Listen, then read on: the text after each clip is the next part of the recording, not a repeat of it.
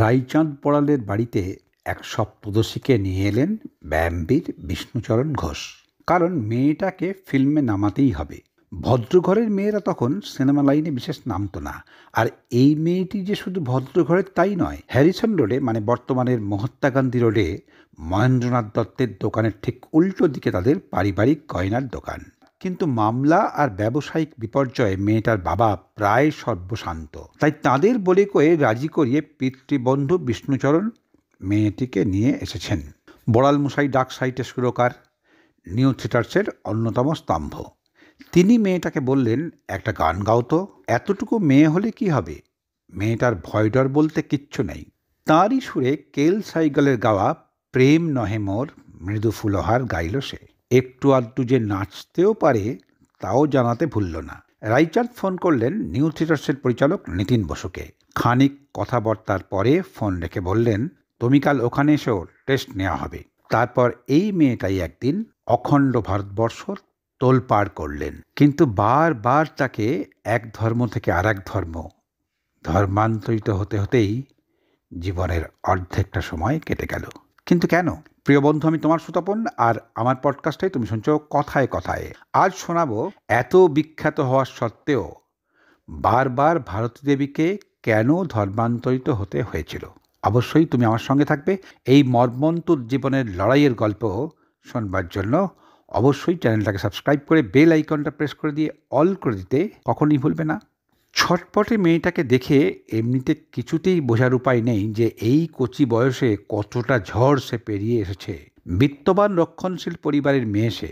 নবাব আলীবর্দী খাঁয়ের আমলে হালিশহর থেকে পরিবারটির কলকাতায় আসা। পটুয়াটোলা লেনে ভরা সংসার। বাবা হরেন্দ্রকৃষ্ণ দাসের 2 বিয়ে, 2 তরফেই 2টি করে ছেলে আর 1টি করে মেয়ে। দ্বিতীয় পক্ষের স্ত্রী পদ্মাবতীর মেয়ে সে। নাম মহামায়া। জন্ম 1922 সালের 23শে অক্টোবর। বাড়িতে গান বাজনার চল। মেজ কাকা ভোলানাথ সরত্ব বাজানি এবং তার সঙ্গে আরও বিভিন্ন যন্ত্রে একেবারে সিদ্ধহস্ত। তার উৎসাহী 5-6 বছর বয়সে বালিশে বসে তবলা বাজানো শুরু হলো মহামায়ার। একটু বড় হয়ে এসরাজ, সেতার, বাঁশি। হরেন্দ্রকৃষ্ণ চাইতেন ছেলেমেয়েরা সাহেব স্কুলে পড়ুক, তাই মহামায়াকে ভর্তি করে দিলেন আমস্ট্রিটের লং সাহেবের মিশনারি স্কুলে। কিন্তু সেখানে বেশি দিন থাকা হলো না। শিক্ষাবিদ ভবতারণ সরকার তখন ভারতী বিদ্যালয় খুলে ছাত্রছাত্রী জোগাড় করে বেড়াচ্ছেন। তাঁরই অনুরোধে হরেন্দ্রকৃষ্ণ মেয়েকে ভর্তি করিয়ে দিলেন সেই স্কুলে। এই পর্যন্ত তো দিব্যি আনন্দে কাটছিল মেয়েটার। ভাই আর দাদাদের সঙ্গে বল পেটানো, বাড়ির পিছনে ক্লাবে গিয়ে লাঠি খেলা শেখা। কিন্তু গোলমাল হয়ে গেল ক্লাস 6-এ ওঠার পরে। মহামায়া তখন ত্রয়োদশী। তার বিয়ের ঠিক হয়ে গেল। পাত্র বারাণসীর মণি রায়। সুদর্শন রোজগেরে যুবা। স্কুল ছেড়ে, কলকাতা ছেড়ে সংসার করতে বারাণসী চলে গেল মহামায়া। মানুষ ভাবে এক আর হয় আর এক। মহামায়া তো গেল, কলকাতা ছেড়ে বারাণসীতে তার কিন্তু একটুও মন বসল না। প্রতি ভদ্রলোক একেবারে বদরাগী। পান থেকে চুন খসলেই গায়ে হাত তোলেন। তার উপরে আবার বাপের বাড়ির কথা ভেবে একটু অন্যমনস্ক হলেই কারোর প্রেমে পড়েছে বলে সন্দেহ করে। মাস আষ্টেকে একেবারে বিধ্বস্ত হয়ে গেল মেয়েটার জীবন। শেষে আর না পেরে বাবা মাকে জানিয়েই ফেলল। ব্যাস, ফল হলো আরও মারাত্মক। হরেন্দ্রকৃষ্ণ জামাইকে বোঝাতে গেলে তিনি শটান বলে দিলেন, সেপারেশন চাই। মেয়েকে নিয়ে হরেন্দ্রকৃষ্ণ ফিরলেন কলকাতায় এবং জামাইকে জানিয়ে দিলেন তিনি মেয়ের ডিভোর্স করাবেনই। বিবাহ বিচ্ছেদ ব্যাপারটা তখন কিন্তু বাঙালি তো বটেই, ভারতীয়দের বেশিরভাগের কাছেই অচেনা। হিন্দু আর হিন্দু বিবাহ আইনে সেই ব্যবস্থাটাও ছিল না, যদিও অন্য ধর্মে তখন অবশ্য ছিল। আর সেই সময়কার নামকরা ব্যারিস্টার এস.এন. ব্যানার্জি পরামর্শ দিলেন মেয়েকে ধর্মান্তরিত করার জন্য। লং সাহেবের গির্জার পাদ্রির দ্বারস্থ হলেন মহামায়ার বাবা। পাদ্রি সাহেব জানালেন তাদের নিয়মে 19 বছর না হওয়া পর্যন্ত অপ্রাপ্ত বয়স্ক, সুতরাং আইনে আটকে যাবে। অবশেষে মৌলবীর কাছে কলমা পড়িয়ে হিন্দু থেকে খ্রিস্টান হতে গিয়ে করা হলো মুসলমান। মহামায়ার নতুন নাম হলো সেলিমা বিবি। ডিভোর্স হয়ে গেল।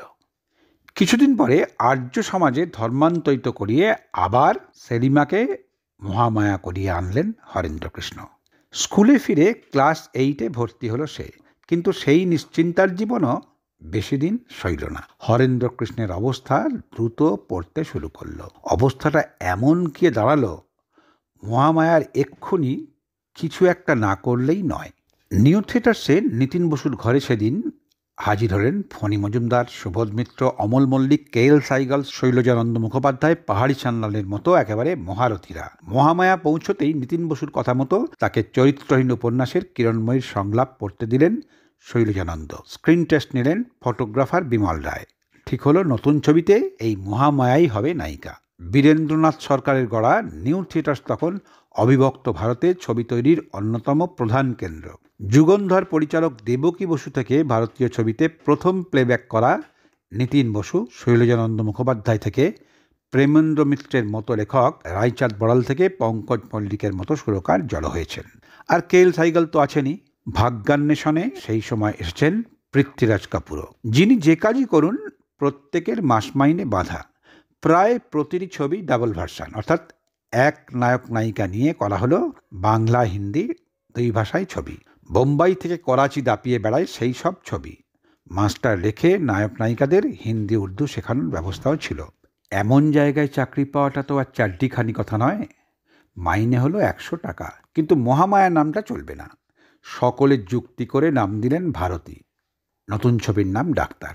ভারতীর বিপরীতে সুদর্শন নায়ক জ্যোতিপ্রকাশ ভট্টাচার্য।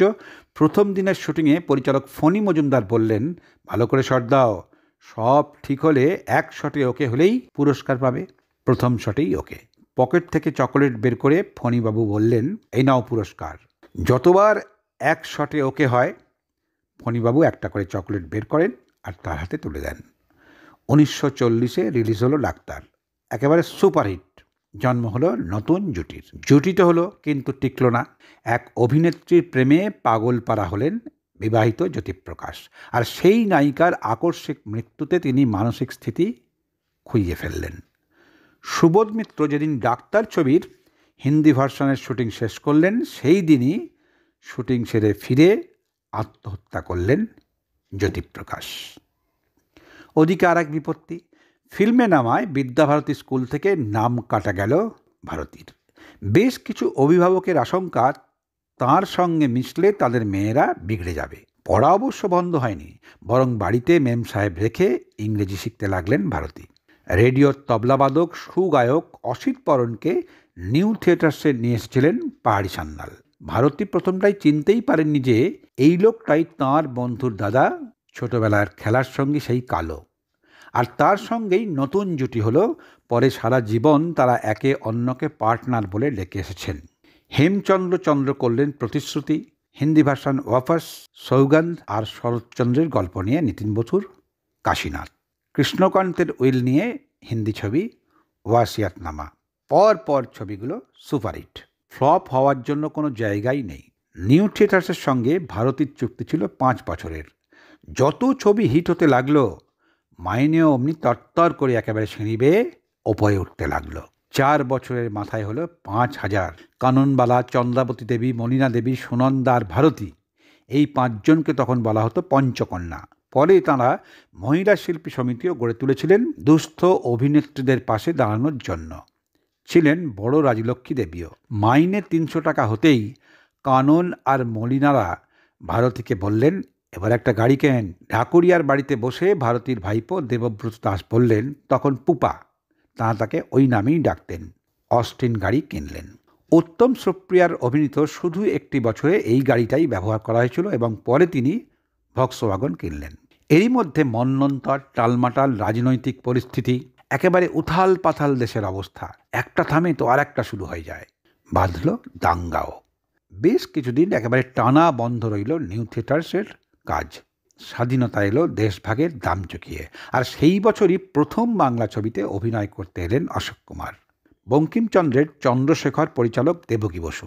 ভারতীয় আছেন তাতে। তার একেবারে ঝরঝরে হিন্দি শুনে অশোক কুমার তো অবাক। জিজ্ঞাসা করলেন, তুমি কি প্রবাসী বাঙালি? 50-এর গোড়ায় বিমানের টিকিট পাঠিয়ে ভারতীকে বোম্বাইয়ে ডেকে নিলেন তিনি। সোর্ড ফাইটিং শিখে বাগদাদ নামে একটা ছবিতে নায়িকা হলেন ভারতী। একটা বাংলা ছবিও হলো, নাম দুষ্টু প্রজাপতি। কিশোর কুমার নায়ক, নায়িকা তনুজা। ভারতীর ঝিয়ের পাঠ। তাতে তাঁর হাঁটা চলা, খাওয়া দাওয়া দেখে কিশোর কুমার তো হেসেই খুন। কিন্তু বোম্বাইয়ে থাকা হলো না ভারতীর। বাড়ির টানে ফিরে এলেন কলকাতায়। সত্যি কথা বলতে কি, নায়িকার মাপা খোলস ছেড়ে বেরিয়ে তখনই নিজের অভিনেত্রী সত্তাকে খুঁজে বার করতে শুরু করেছেন ভারতী। তাঁর ভাই নবকুমারের সঙ্গেই মেট্রো সিনেমায় প্রজেক্টর অপারেটরের কাজ করতেন সাতকড়ি চট্টোপাধ্যায়, যার বড় ছেলে অরুণ তখন নায়ক উত্তম কুমার হওয়ার চেষ্টা চালিয়ে যাচ্ছেন।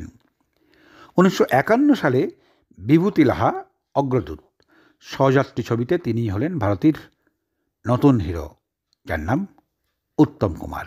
আর ওই বছরই অমর মল্লিক করলেন দুর্গেশ নন্দিনী, ভারতী হলেন এই ছবিতে আয়েশা। বছর তিনেক বাদে যখন ফের মনের ময়ূর ছবিতে উত্তম তার নায়ক হলেন, ছবিটা তখন পাল্টে গিয়েছে। শুরু হয়ে গিয়েছে উত্তম যুগ। চলে এসেছেন সাবিত্রী, সুচিত্রা, সুপ্রিয়ারা।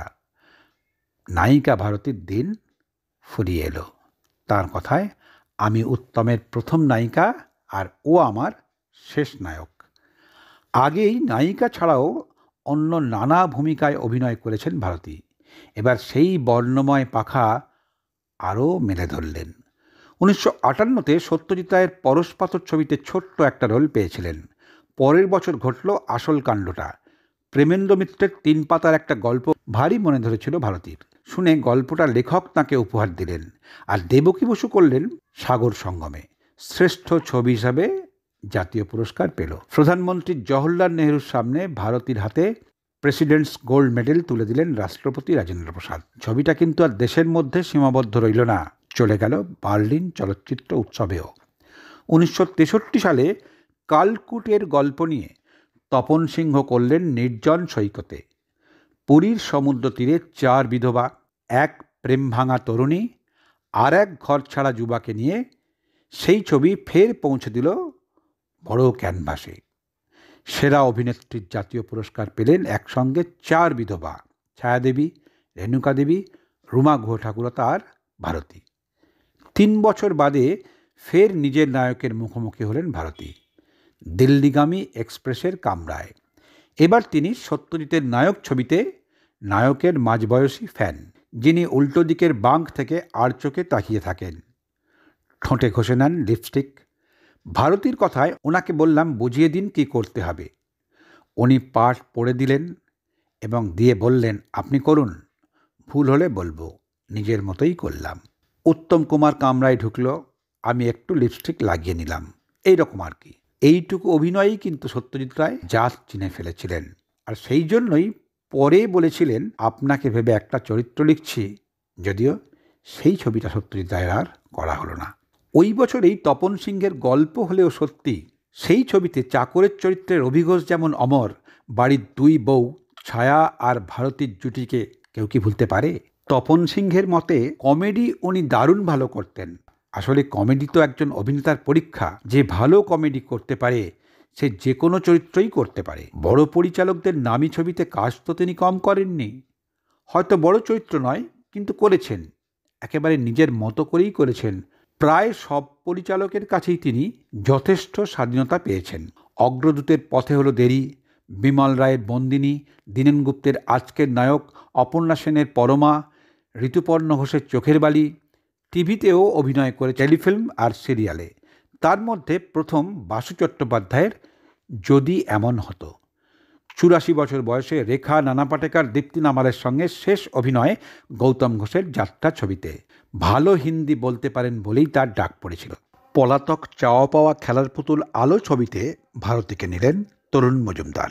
তার মনে পড়ে গেল পলাতকের শেষ দৃশ্যে নায়কের নাম ধরে বসন্ত বসন্ত বলে যে বুক ফাটা চিৎকার করেছিলেন ভারতী, তা শুনে তার কীরকম শিহরণ জেগেছিল গোটা শরীরে। কিন্তু তারপরেও তার আক্ষেপ, ভারতীর যা প্রতিভা সেই মাপের রোল তিনি তাকে দিতে পারেননি। দেবকী বসু বা তপন সিংহের ছবিতে যখন ভারতীকে তিনি দেখলেন, সত্যিই তখন তার হিংসে হলো।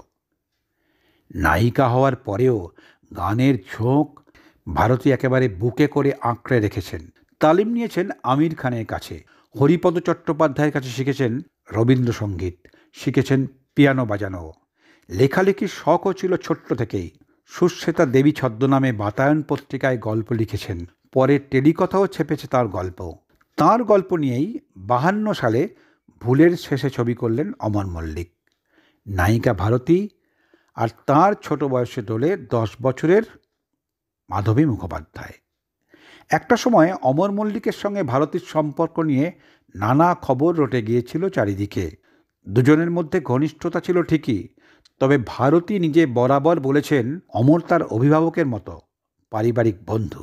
নায়িকা হিসাবে যখন তুঙ্গে, সেই 1949 সালে অমরকে দিয়েই স্বামী বিবেকানন্দের জীবন নিয়ে ছবি করান ভারতী।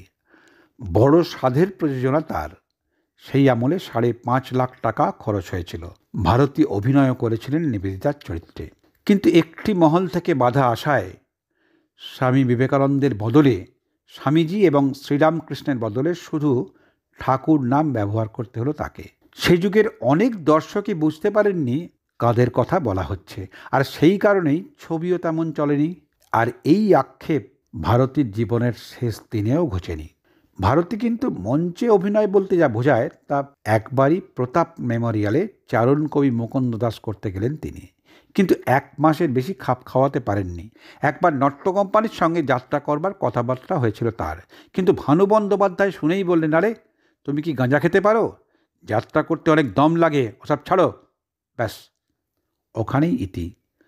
অথচ বিজ্ঞাপনে পা রেখেছেন একেবারে স্বচ্ছন্দে।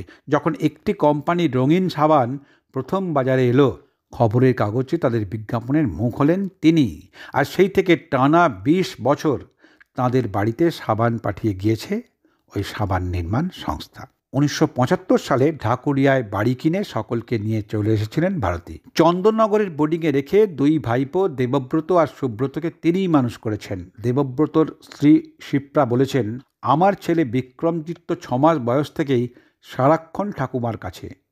যখন হাতে বেশি কাজ থাকতো না, কখনো ছাতুরপুর দিয়ে কচুরি করে সবাইকে খাওয়াচ্ছেন, কখনো জিবে গজা সন্দেশ বানিয়ে শিপ্রাকে বলছেন, বৌমা শিখে নাও। আর ছিল তার মাটির মূর্তি গড়ার নেশা। কত যে গড়েছেন, কত যে ভেঙেছেন, আর কত বন্ধুদের যে নিজে থেকেই বিলিয়ে দিয়েছেন তার হিসেব নেই। মলিনা দেবীকে দিলেন শিবমূর্তি, পদ্মা দেবীকে কালীমূর্তি, শোভা সেনকে কাশ্মীরি শালের কারিগর। বাড়ির ঠাকুর ঘরে তাঁর গড়া শিবমূর্তি আর মাটি দিয়ে গড়া কাস্টিং করিয়ে নেওয়া কালীমূর্তিতেই পুজো এখনও হয়। 2011 সালের 30শে ডিসেম্বর। কিছুদিন ধরেই শরীরটা ভালো যাচ্ছিল না তার। বয়সও 90 ছুঁই ছুঁই। রাত 1:30। বাড়ির সকলে বিছানা ঘিরে দাঁড়িয়ে ক্ষীণ গলায় মহামায়া বললেন, শরীরটা কেমন করছে? জল চাইলেন। জল দিলেন সকলে। ভারতী চলে গেলেন তামাম ভারতবর্ষ ছেড়ে। একবার একটি সাক্ষাৎকারে তরুণ মজুমদার তার কাছ থেকে জানতে চেয়েছিলেন, পরের প্রজন্মের জন্য তাঁর কী উপদেশ। একটুও না ভেবে ভারতী বলেছিলেন একটাই শব্দ, নিষ্ঠা।